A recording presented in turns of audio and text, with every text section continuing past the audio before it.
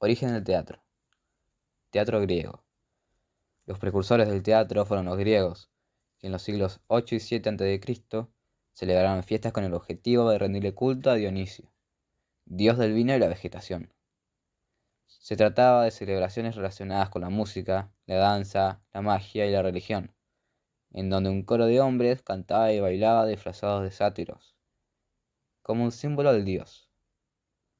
Para el siglo VI, estos festivales introdujeron a un actor, que interactuaba con el coro, siendo este es el punto de surgimiento de la tragedia y la comedia, los géneros del teatro más utilizados. En la tragedia, los protagonistas eran héroes o dioses, y tenían el objetivo de conmover al espectador, terminando siempre en muerte. En las comedias, los protagonistas eran gente común o pobre. Estas obras criticaban los comportamientos sociales de la época de forma graciosa y divertida.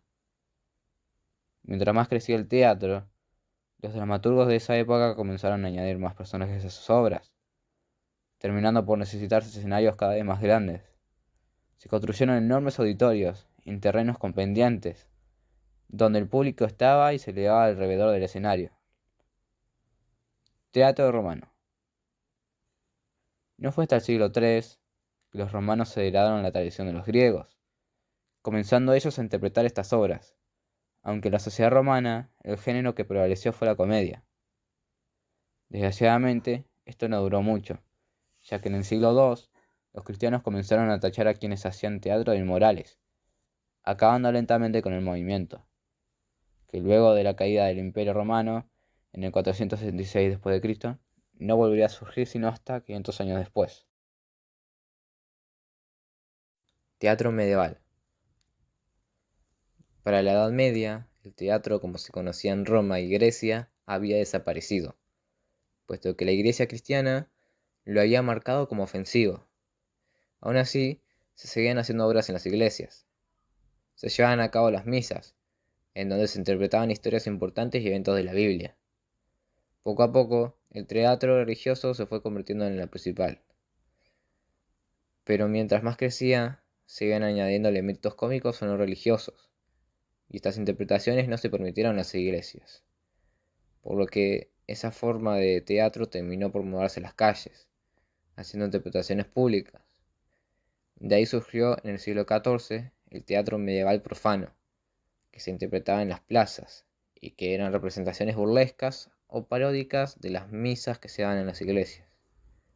Teatro del Renacimiento. El Renacimiento fue la reaparición del teatro clásico, siendo el teatro profano lo que prevaleció en el siglo XVI.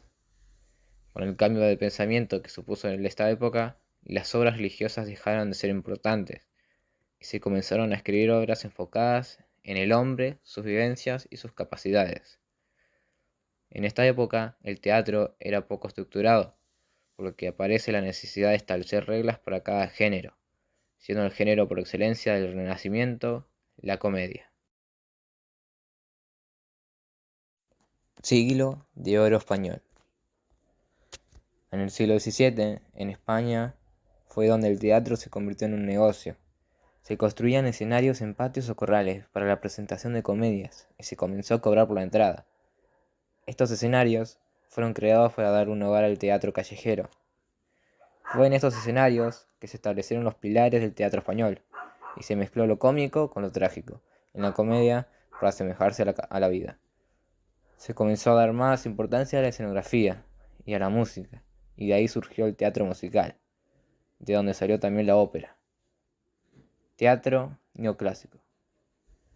En el siglo XVIII se volvió a tomar influencia del teatro clásico griego, y se dejaron de mezclar lo cómico y lo trágico, en el mismo género, generando las máscaras que hoy todos conocemos, mostrando la comedia y la tragedia por los lados separados.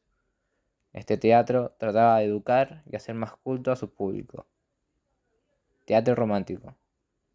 Este teatro surge a principios del siglo XIX, en oposición al teatro neoclásico, siendo mucho más emocional y no se valía de los tretos clásicos para escribir sus historias.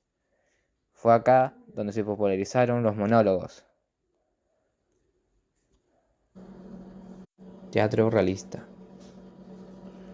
Apareció en el siglo XIX y buscaba representar situaciones cotidianas lo más realmente posible. Los personajes se encontraban en situaciones normales, usando ropa normal y hablando como cualquier otra persona de la época. Quería retratar la vida tal y como era. Este género evolucionó hasta convertirse en el teatro psicológico, que trataba de dar a los actores una interpretación mucho más extensa de sus emociones. El responsable de esto fue Stanislavski, quien es el creador del método actoral que hoy en día utilizan tantos actores de teatro como de cine o televisión.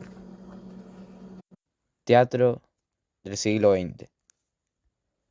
Al ser el teatro un reflejo de la sociedad, los dos acontecimientos más importantes de este siglo, la Primera y la Segunda Guerra Mundial, marcaron el arte del teatro de forma definitiva. El teatro se convirtió en una herramienta de crítica social. Surge en el teatro simbolista, que buscaba recuperar la espiritualidad del teatro expresionista, que expone los aspectos más oscuros y grotescos de la humanidad, del absurdo, que retrata situaciones ideológicas vividas por personajes que no eran humanos, mezclado lo trágico y la angustia, entre otros. En el siglo XXI, actualmente, el teatro sigue evolucionando, utilizando elementos de todos los géneros y versiones del teatro que hemos visto hasta ahora.